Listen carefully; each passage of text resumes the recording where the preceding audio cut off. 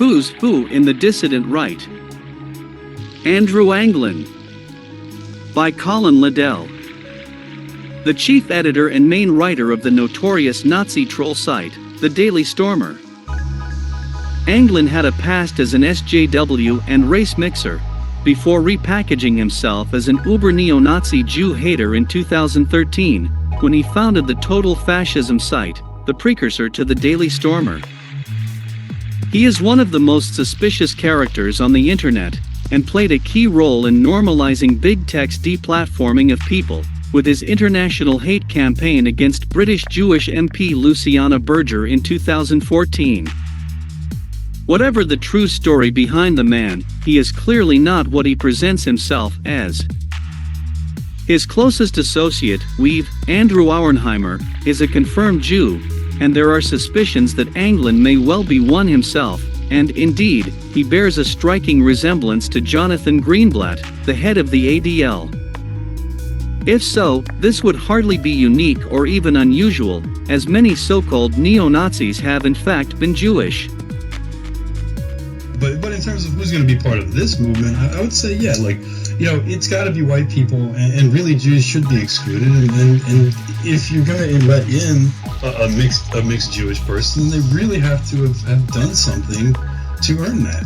Mm-hmm. You know, and I think that in my case, I did. You know, I used the word Jude in that kind of context basically my whole life. Yeah.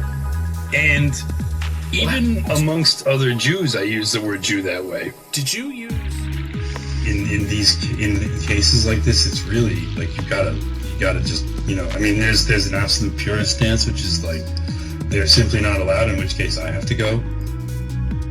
Known to be very short, and with an appearance that reminds some of an albino, Anglin is nevertheless a talented and industrious writer, although it is also possible that he is merely the branding for a team of writers. Along with TRS and others in the alt-right, he played a key role in turning the alt-right from a potent and polymorphous dissident movement to the neo-Nazi caricature it has become today. Following repeated attempts to deplatform the Daily Stormer in 2017, the site moved to a domain name controlled by Russia, dailystormer.su, where it remained safely for nearly 5 years. This suggests that Anglin is most likely a Russian asset. It is also noticeable that Daily Stormer activity and internet prominence greatly increased in 2014, following the Ukrainian Revolution. This was a watershed moment for the Kremlin, when Russian-backed black ops on the internet intensified. Sadly, very few in the alt-right realized the danger posed by Anglin and Russia's Nazification of the alt-right, although I am glad to say I was one of them, making major attacks on the Stormer, which provoked a major response by Anglin.